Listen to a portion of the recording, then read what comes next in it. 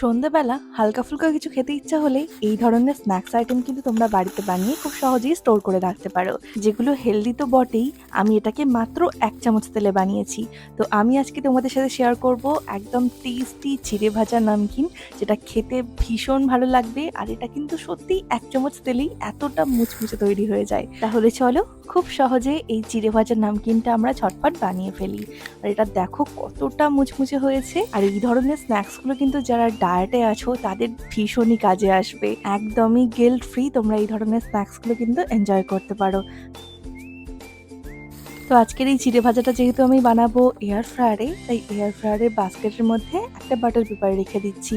এর মধ্যে এবার একে একে সমস্ত উপকরণ দিয়ে দেবো। তো প্রথমেই এখানে দিয়ে দিচ্ছি আমি চিড়ে। তো এখানে আমি যেটা পাতলা একদম চিড়ে পাওয়া যায় সেই চিড়েটাই ব্যবহার করেছি। আর চিড়ের মধ্যে যেহেতু একটু ময়লা থাকে, তাই কিন্তু একটা চালনির সাহায্যে চিড়েটাকে একটু চেলে নেবে। এবারের মধ্যে দিয়ে দিচ্ছি 1 বাটির মতো চীনা বাদাম, দিয়ে দিচ্ছি 1 বাটির মতো একটু মাখানা। এটা কিন্তু ভীষণই হেলদি একটা স্ন্যাক্স। তারপর দিয়ে দিচ্ছি এর মধ্যে একটু কাজু কিশমিশ, আর দিয়ে দেবো সামান্য একটু নুন আর একটু হলুদ গুঁড়ো। হলুদ গুঁড়োটা আমি এখানে কালারের জন্য ব্যবহার করলাম। তারপর দিয়ে দেবো এর মধ্যে বেশ খানিকটার মতো কারি পাতা। আমরা সবাই জানি চিড়ে ভাজাতে কিন্তু কারি পাতার ফ্লেভারটা খুব ভালো আসে। আর এর মধ্যে চাইলে তোমরা পছন্দ মতো যে কোনো নাটস, সিডস এগুলোকে কিন্তু ইউজ করতে পারো এটাকে আরও হেলদি বানানোর জন্য। আমি এখানে বেশ খানিকটার মতো কারি পাতা দিয়ে দিয়েছি। এবার দিয়ে দেবো এর মধ্যে 1 চামচের মতো তেল। তোমরা এর মধ্যে যে কোনো তেলই ব্যবহার করতে পারো।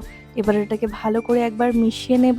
আর এর মধ্যে দিয়ে দেবো একটু স্লাইস করে কাটা নারকেল। এটা খুব ভালো লাগে এর মধ্যে খেতে। তারপর ভালো করে মিশিয়ে নিয়ে এটাকে আমি এয়ার ফ্রাই করব।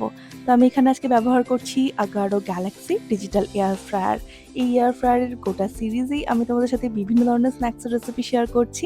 আর এই এয়ার ফ্রায়ারটা কিন্তু আমার ভীষণই পছন্দের। নানান ধরনের হেলদি স্ন্যাক্স কিন্তু এর মধ্যে ঝটপট তোমরা বানিয়ে ফেলতে পারবে। আর এখানে আমি চিড়ে ভাজার জন্য টেম্পারেচার রেখেছি 160 ডিগ্রি সেলসিয়াসে 15 মিনিটের জন্য। 5 মিনিট পর একটু চিড়ে ভাজাটাকে বার করব। বার করে একটু নাড়াচাড়া করে দেব, যাতে চারিদিক থেকে এটা খুব সুন্দরভাবে ভাজা হয় এবং প্রতিটা স্ন্যাক্সই একদম ক্রিস্পি তৈরি হয়। তো এখানে ভালোভাবে একবার উল্টে পাল্টে মিশিয়ে নিয়েছি। এবার এটাকে এয়ার ফ্রায়ারের মধ্যে দিয়ে দিচ্ছি 10 মিনিটের জন্য। আগে 5 মিনিটের জন্য আমি এটাকে ফ্রাই করেছিলাম, তারপর আরও 10 মিনিট দিতে এটা পুরোপুরি রেডি হয়ে গেছে। আর এখানে একটা মাখানা তোমাদেরকে ভেঙেও দেখাচ্ছি। কতটা মুচমুচে হয়েছে তোমরা আওয়াজ শুনেই বুঝতে পারছো। তো কত সহজে এরকম টেস্টি স্ন্যাক্স কিন্তু তোমরা বাড়িতে বানিয়ে স্টোর করে রাখতে পারবে। তোমরা চায়ের সাথে বা বাড়িতে কোনো গেস্ট আসলে বা নিজেদেরই জন্য তোমরা এগুলোকে কিন্তু বানিয়ে খেতে পারো।